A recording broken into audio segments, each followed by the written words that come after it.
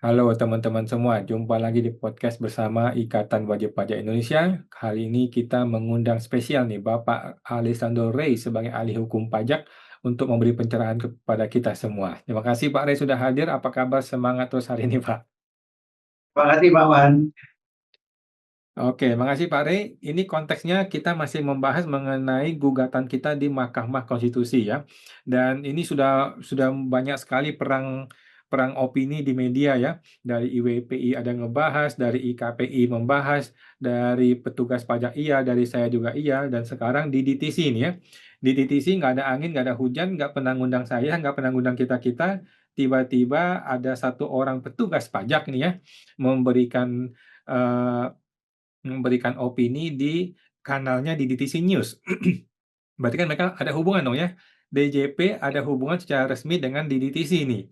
Nah, dan sayang sekali DDTC tidak pernah mengundang kita sebagai sumber informasinya ya, sumber gugatannya, penggugatnya. Nah, jadi Bapak Eko Avandi ini adalah pegawai Direktur Jenderal Pajak ya. Dia memberikan tanggapannya atau opini mengenai gugatan kita di Mahkamah Konstitusi, terutama mengenai larangan merekam audiovisual di kantor pajak, hak merekam dan batas transparansi dalam layanan administrasi. Oke, teman-teman tinggal baca aja semua teman-teman ya. Tapi kita akan tangkap beberapa ininya, beberapa isunya. Contohnya di sini nih. Nah, di sini ada informasi. Pada titik ini dia bilang ya, dari pemohon bahwa perekaman selalu memperkuat posisi warga, itu justru runtuh katanya. Jadi dia menolak argumen saya. Karena dia mengabaikan ketimpangan baru yang diciptakan oleh kekuasaan viral. Jadi dia nggak setuju viral, dia nggak suka viral. Karena kalau viral malah muncul masalah baru, katanya si Bapak ini ya, petugas pajak nih ya. Selain itu, Undang-Undang ITE dan Undang-Undang Perlindungan Data Pribadi secara tegas mengatur bahwa pengambilan gambar seseorang tanpa persetujuan untuk tujuan yang merugikan adalah pelanggaran hukum. Tapi dia nggak sebutin pasal berapa yang dimaksudkan nih. Undang-Undang ITE, Undang-Undang Perlindungan Data Pribadi yang pasal berapa. Padahal Pak Prabowo yang suruh. Pak Prabowo suruh kita untuk menyiarkan, mempublikasikan kalau ada oknum-oknum pejabat yang brengsek. Jadi orang ini pejabat pajak bertentangan dengan Pak Prabowo dan dengan saya gitu ya. Pak Prabowo dan saya pengennya transparan, terbuka, kita siarkan. Kalau ada oknum, dia bilang enggak. Dia justru mengatakan kalau viral nggak bagus gitu. Kemudian seperti ini, yang lain. Dia mengatakan dari sisi aturan pajak, kantor pajak bukan sekedar ruang publik seperti terminal, melainkan area terbatas yang menyimpan data rahasia WP sesuai pasal 34 Undang-Undang KUP. Nah, lagi-lagi nih, dia nggak sebutin pasal berapa yang mengatakan bahwa kantor pajak itu bukan ruang publik. Atau pasal berapa yang mengatakan bahwa kantor pajak adalah ruang publik terbatas, gitu loh. Pasal 34 nggak ngomong gitu. Pasal 34 itu melarang petugas pajak melakukan bla bla bla. Nggak ada urusan dengan ruang publik atau bukan ruang publiknya si kantor pajak. Transparansi tidak boleh membunuh privasi wajib pajak lainnya, katanya. Oh, luar biasa ya. Transparansi tidak boleh membunuh privasi wajib pajak lainnya. Tapi dia nggak menjelaskan bagaimana logikanya. Privasi wajib pajak yang mana yang bakal dibunuh akibat transparansi? Apakah dengan begitu menjadi tidak boleh transparan? Nggak jelas juga dia.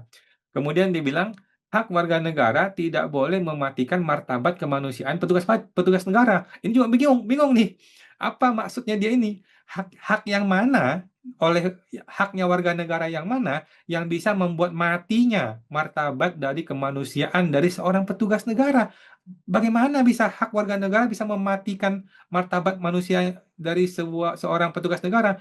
Ini kalimat yang sangat bold, sangat keren, sangat indah, seperti puisi, tetapi ketika kita kulik nggak ada isinya gitu loh.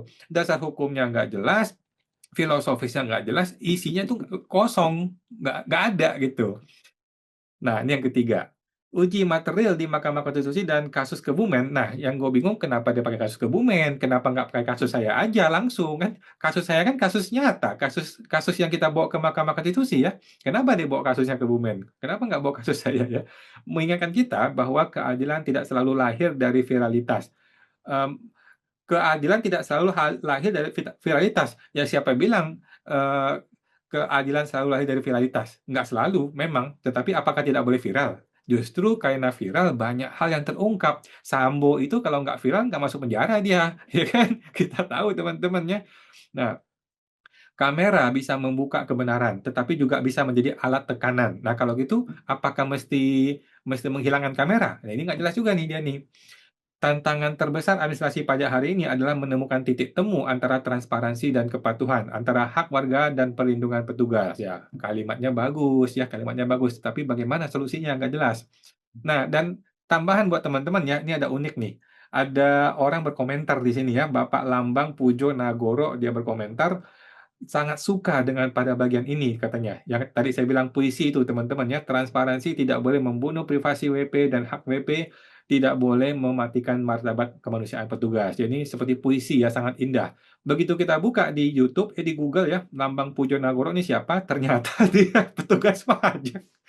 Jadi sesama petugas pajak harus saling mensupport atau saling melindungi teman-teman dia ya. Tanpa melihat logika, tanpa melihat dasar hukum, tanpa melihat eh, eh, dari filosofi hukum yang benar gitu ya. Nah, kita langsung kepada Pak Rey nih. Nah, sekarang Pak Rey sebagai ahli hukum yang serius, yang benar nih ya, yang betul-betul seorang doktor nih. Bagaimana menanggapi eh, kicauan beliau ini atau opini beliau ini, Pak Rey? Terima kasih, Pak Rey. Ya, terima kasih Pak Wan. Ini menarik sekali ya. Saking menariknya tentunya tulisan beliau diakomodir oleh DDTC kan. Tentu Hmm, kalau nggak menarik kan tidak diakomodir oleh DDTC ya. hmm, Nah, tadi Pak Wan sudah mencatat beberapa poin penting yang mungkin saya juga akan fokus kepada poin yang sama supaya kita bisa eh, sama-sama mendiskusikan ya. Di poin yang pertama tadi, Saudara Eko menyebutkan ya bahwa ada batasan atau ada hal-hal yang membatasi viralitas. Salah satunya adalah Undang-Undang ITE dan Perlindungan Data Pribadi. Nah, yang saya mau tekankan di sini adalah sepertinya beliau itu belum membaca putusan KIP, Pak Wan, bahwa Undang-Undang PDP atau Undang-Undang Perlindungan Data Pribadi bukan merupakan dasar hukum yang dapat dijadikan alasan hukum bagi wajib pajak untuk dilarang merekam. Itu sudah bunyi di dalam undang-undang, maksud saya dalam putusan KIP. Jadi tolong dibaca putusannya. Itu nggak banyak, kan? Hanya hampir 100 halaman. Silakan dibaca. Di situ sudah ada, jadi nggak perlu diulang-ulang kembali. Ya, Undang-Undang Perlindungan Data Pribadi itu tidak ada relevansinya dengan larangan bagi wajib pajak untuk merekam.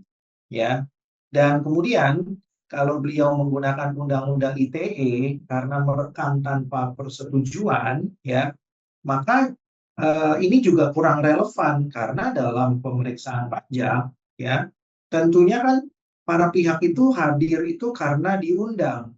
Kalau petugasnya tidak setuju untuk direkam, ya tidak perlu dilanjutkan pemeriksaannya. Ya, itu kan pilihan saja. Tapi kalau hmm, misalnya petugas pajak atau fiskusnya tidak ingin direkam, maka seharusnya pemeriksaan bisa dilanjutkan tanpa memperlihatkan atau merekam muka daripada pemeriksa pajak. Tapi pemeriksaannya tetap bisa dilanjutkan, Pak Wan. Jadi itu bukan alasan kemudian untuk menghentikan pemeriksaan karena direkam. Jadi hmm, perekaman tetap dilanjutkan. Kalau kemudian muka-muka pegawai atau pemeriksa pajak itu terlalu cantik dan ganteng untuk direkam sehingga wajib pajak harus membayar royalti, ya tentunya kan wajib pajak bisa diberikan pilihan untuk tidak meliput muka-muka mereka yang mempunyai nilai jual yang tinggi dan mahal, ya, atau high value faces. Boleh-boleh saja, tapi pemeriksaannya tetap boleh dilanjutkan. Ya, karena wajib pajak ingin supaya pemeriksaannya itu basis transparansi. Tidak ada dugaan represif, tidak ada dugaan intimidasi, tidak ada dugaan iming-iming. Jadi semuanya ingin dilaksanakan secara natural saja. Jadi larangan merekam itu bukan kemudian menjadi kendala untuk dilaksanakannya pemeriksaan pajak. Pemeriksaan pajak tetap dapat direkam, meskipun tanpa muka-muka pemeriksa pajak yang eh, mempunyai tingkat nilai royalti yang tinggi tadi ya, tetap bisa dilanjutkan ya, tidak perlu direkam. Jadi Kalau kemudian yang bersangkutan menggunakan Undang-Undang ITE dan Undang-Undang Perlindungan Data Pribadi, sebaiknya beliau baca dulu putusan KIP sebanyak kurang lebih 100 halaman, Pak Wan. Sehingga bisa memahami kenapa undang-undang tersebut tidak bisa digunakan sebagai bentuk larangan. Ya, baik itu larangan formil maupun larangan material. Kemudian, yang kedua, Pak Wan, saya akan masuk langsung saja. Poin yang kedua, di sana beliau juga menyebutkan mengenai membunuh privasi wajib pajak lainnya sebagaimana diatur dalam pasal 34 ayat 1 Undang-Undang KUP. Nah, untuk menjawab ini mungkin sebaiknya beliau menonton sidang Mahkamah Konstitusi ketika para ahli dihadirkan termasuk saya di sana, di mana salah satu hakim konstitusi, Prof. Eni, menanyakan kepada kuasa presiden, apakah sudah pernah ada kasus di mana fiskus dituntut pidana atau digugat perdata karena membiarkan wajib pajak melakukan perekaman secara elektronik audiovisual. Ternyata secara mengagetkan, Pak Awan, jawabannya tidak pernah. Bayangkan, Undang-Undang KUP ini sudah diundangkan sejak 43 tahun yang lalu. Tapi kasusnya tidak pernah muncul. Jadi, kekhawatiran daripada fiskus atau pemeriksa pajak untuk melarang WP karena alasan kalau membiarkan WP merekam, itu artinya mereka sendiri yang membocorkan pajak dan bisa dipidana adalah kekhawatiran yang sangat berlebihan. Kekhawatiran yang mengada-ngada, kekhawatiran yang tidak berdasarkan hukum. Karena memang sejak diundangkan 43 tahun yang lalu Undang-Undang KUP ini, kasusnya tidak pernah ada satupun, Pak Awan. Baik itu tuntutan pidana maupun gugatan perdata. Sehingga dengan demikian telah terbukti bahwa kekhawatiran itu adalah kekhawatiran yang berlebihan. Ya, kalau orang awam menyebutnya berle, Pak Awan. Ya, berlebihan. Ya, jadi itu bukanlah kasus yang faktual, tapi itu adalah gambaran yang diprediksi atau diproyeksi secara berlebihan, sehingga seolah-olah bahwa apa yang dipersoalkan di MK ini memang sudah pernah terjadi atau sudah pernah ada kasusnya. Artinya pemeriksa pajak pernah dituntut secara pidana maupun digugat secara perdata karena membiarkan WP melakukan perekaman atau membocorkan atau secara tidak langsung tentunya membocorkan data rahasia wajib pajak. Dan tentunya ini membuktikan bahwa dengan tidak adanya kasus tersebut, maka kekhawatiran itu menjadi sangat berlebihan, menjadi tidak berdasarkan hukum, dan cenderung mengada-ngada ya atau dibuat-buat.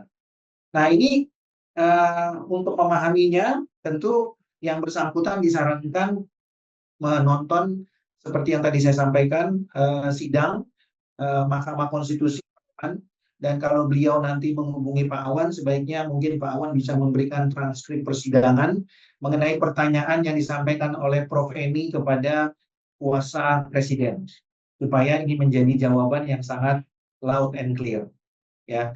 Kemudian saya juga perlu menyampaikan bahwa kalaulah ada martabat kemanusiaan pemeriksa pajak yang dikebiri, tadi saya sudah sampaikan, pemeriksaan tetap bisa dilanjutkan meskipun tanpa merekam muka-muka pemeriksa pajak yang bernilai tinggi, mempunyai nilai royalti tinggi tadi, tapi pemeriksaan tetap bisa dilaksanakan sehingga martabat kemanusiaan pemeriksa pajak itu tidak kemudian menjadi dikebiri atau menjadi terzolimi.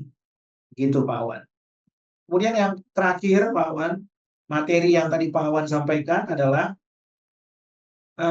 tentu kita tidak tahu persis mengenai kasus yang Kebumen ya. Tapi yang saya mau garis bawahi di sini adalah ada tulisan yang disampaikan oleh Jeremy Bentham ya, bahwa virality is the very soul of justice. Jadi keterbukaan atau viralitas itu adalah kunci daripada keadilan. Jadi kalau kemudian Saudara Eko mengatakan bahwa viralitas itu tidak selalu bermanfaat, ini sebaliknya bertentangan dengan konsep hukum Jeremy Bentham. Dan ini dikutip oleh Prof. Guntur Hamzah pada persidangan tersebut ya. Jadi memang Prof. Guntur mengutip ya tulisan daripada tokoh hukum terkenal dunia pada zamannya, yaitu Profesor Jeremy Bentham, yang mengatakan bahwa viralitas itu adalah kunci daripada keadilan, the very soul of justice. Dan memang betul, tidak ada viralitas, memang tidak ada keadilan. Dan itu sudah digaungkan ratusan tahun yang lalu. Ya, meskipun perkaranya Pak Arwan baru diajukan tahun 2025 dan 2026. Tapi itu sudah dibuktikan oleh Jeremy Bentham ya. Dan oleh karena itu sangat beralasan hukum kalau kemudian Saudara Eko membaca tulisan Jeremy Bentham ya untuk bisa memahami filosofis daripada justice itu sendiri ya. Apa sih yang dimaksud dengan viralitas ya, virality, apa yang dimaksud dengan the very soul of justice. Nah, silakan dibaca bukunya. Setelah itu tentunya kalau yang bersangkutan tidak keberatan, yang bersangkutan boleh menulis kembali di kanal DDTC tulisan Jeremy Bentham tersebut supaya memahami apa yang saya sampaikan tadi. Mungkin itu Pak Wan sementara tanggapan saya. Oke, siap. Terima kasih Pak Rey, luar biasa ya. Eh, kita sih jadi saling curigation nih. Dia curiga sama wajib pajak lebih curiga lagi sama si petugas pajak ya. Dia menduga kita mau memviralkan supaya mencemarkan nama baik dia. Kita curiga dia larang merekam supaya untuk melindungi kebusukan dia sendiri gitu loh. Jadi ini seperti lingkaran setan ini ya. Tetapi mau lari kemanapun secara hukum jelas-jelas tidak ada larangan merekam. Di pasal 34 lebih-lebih lagi ya, Ketua Mahkamah Konstitusi udah berbusa-busa nih berusaha mengedukasi pemerintah ya. Tidak ada larangan merekam di pasal 34 gitu. Komisioner KIP juga sudah mengatakan tidak ada larangan merekam di pasal 34. Jadi ini petugas pajak mau gimana lagi? Tapi saya mau tanya nih Pak Rey, bisakah petugas pajak membuat sebuah aturan internal, anggaplah bukan nota dinas gitu ya, anggaplah dia bikin PER gitu, peraturan Dirjen Pajak, yang mengatur mengenai perekaman, bukan melarang ya, mengatur mengenai perekaman. Contohnya seperti yang Pak Rey tadi sarankan, oke boleh merekam tapi jangan wajah kami, gitu. Silakan merekam tapi begini-begini, diatur. Nah, menurut Pak Rey itu bisakah itu dilakukan ataukah itu tetap melanggar hukum? Karena di undang-undang nggak ada aturannya. Bagaimana Pak Rey? Ya, terima kasih Pak Wan. Jadi sebelum hukum positif diterbitkan, Pak Wan, tentunya kan di dalam hukum positif itu atau peraturan itu harus dimuat terlebih dahulu yang namanya konsideran.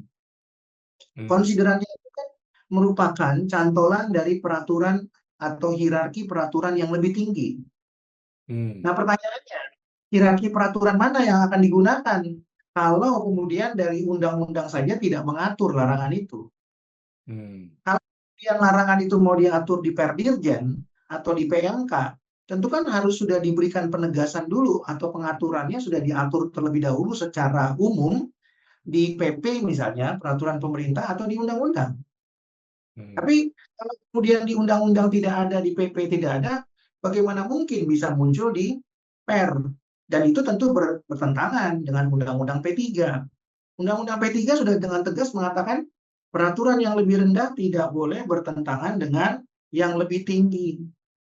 Ya, jadi hmm, sederhananya haram hukumnya menerbitkan ya peraturan yang kemudian melarang wajib pajak ya, tapi kemudian tidak diatur di peraturan yang lebih tinggi. Nah, kalaupun Dirjen ingin mengatur ya kan mengenai perekaman itu diperbolehkan ya, tapi tidak boleh apa merekam muka pemeriksa pajak ya. Maka yang diatur itu kan adalah pemeriksaan pajak boleh direkam oleh wajib pajak.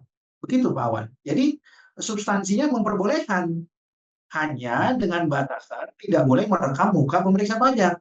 Tapi kegiatannya diperbolehkan. hmm, Sebaliknya, ketika pemeriksa pajak melakukan perekaman di ruangan itu, ya tentunya untuk memberikan asas keseimbangan, pemeriksa pajak juga boleh melakukan perekaman, ya, tapi kemudian meminta izin kepada wajib pajak kalau mau mukanya direkam juga, ya. Sepanjang mereka tidak mau direkam, ya tentunya pemeriksaan itu boleh direkam tanpa muka wajib pajak supaya ada keseimbangan di muka hukum. Ya, nah jadi menurut saya boleh-boleh saja, tapi substansinya bukan melarang, tapi memperbolehkan dengan syarat-syarat. Ya, karena larangan itu nggak diatur di undang-undang maupun PP, sehingga tidak boleh diatur di PMK maupun di Per. Ya, itu melanggar lampiran 2 angka 177 Undang-Undang P3. Ya, dan itu bertentangan juga dengan hierarki kita kan, pasal 7 dan pasal 8 Undang-Undang P3. Begitu Pak Wan. Oke, siap. Sangat jelas dan sangat lengkap. Luar biasa Pak Ade, ahli hukum kita semua ya. Terima kasih Pak Ade, mudah-mudahan tadi siapa itu Bapak Bapak yang dari petugas pajak itu bisa merenungi lagi ya. Jadi nggak cuma asal memberikan opini, tapi cobalah dengar-dengar tipis-tipis gitu ya sidang di MK biar tahu fakta-fakta persidangan. Baik, terima kasih Pak Rey. Informasinya kita jumpa lagi Pak di podcast yang lain waktu. Terima kasih Pak Rey. Mari Pak. Baik, sama-sama Pak Wan.